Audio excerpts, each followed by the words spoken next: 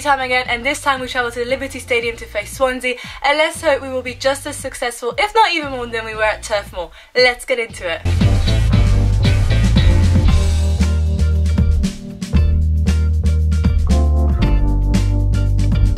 As usual, I will start off by talking a little bit about the club's history. Swansea were founded in 1912 as Swansea Town, later on changing their name in 1969 when Swansea formally became a city.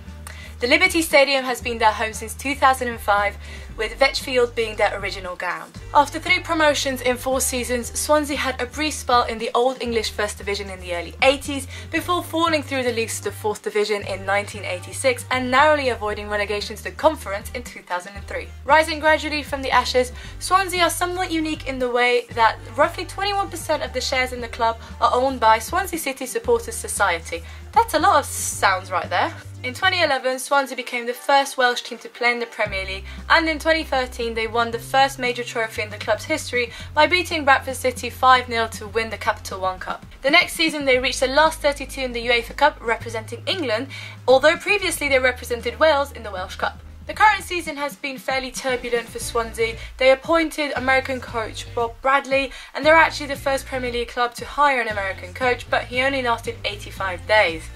In January 2017, Paul Clement, who was a former Bayern Munich assistant manager, took over. Swansea currently sits 17th in the league with 1 point off relegation places, and after their home draw against Middlesbrough, their 15 home games have seen them concede 30 goals, which is the worst record in the Premier League.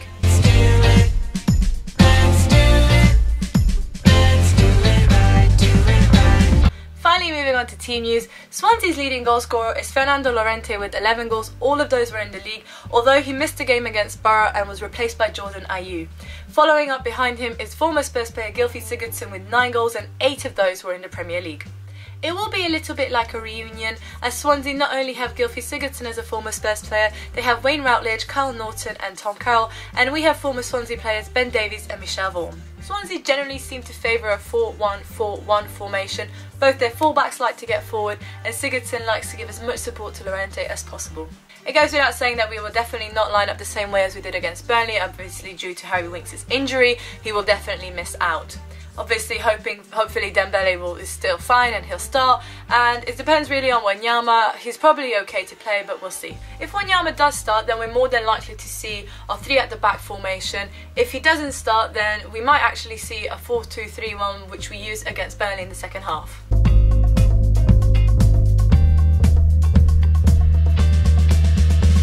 Finally, leaving the best to the last, predictions. Swansea have always played a nice style of football, so hopefully that means we'll see a decent game, although they looked a bit toothless without Llorente against Borough. Tom Carroll will have a point to prove, I reckon, and we basically need to focus on keeping Sigurdsson as inactive as possible and not giving him too many chances either during play or giving away too many free kicks, as he's quite good at set pieces. I can imagine that the 0-0 draw is not what they had in mind, and that could maybe result to them being a bit more adventurous against us, which will hopefully suit us, just similarly as it did against Burnley, that we can go on quick counter-attacks. Okay, so putting everything together and considering the result we just achieved at Turf Moor, I could go out and say like a 3-0 or something, but I don't actually really feel that. I feel it could be more of a 2-0 just because but the injuries and stuff, and you know, another away day in a way, plus it's again close to a game. It's not like we've had a whole week's rest or anything, so I don't know, I'll stick with a 2-0. I think we'll be able to clean a clean sheet, at least I hope so, and obviously I would be delighted if we scored more than 2 goals, but right now I'm just going to go with a nice comfortable 2-0. Please let me know your thoughts down in the comment section. I would love to hear your opinion about this match. If you enjoyed this video, then please leave it a massive thumbs up. It means a lot to me. I know I say it a lot, but it actually does mean a lot to me.